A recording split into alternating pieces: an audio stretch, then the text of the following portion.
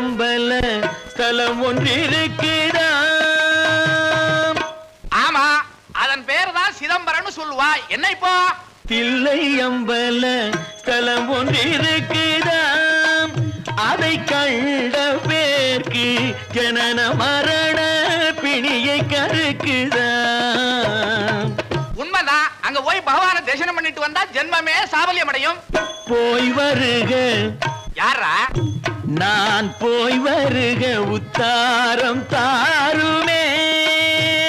என்ன நீயா? உங்கள் பொன்னடியை போற்றினேன் திருக்கண்ணால் பாருமே. என் சுவாமி தில்லை அம்பல ஸ்தலம் ஒன்றிருக்குதாம். அதை கண்ட பேர்க்கு ஜனன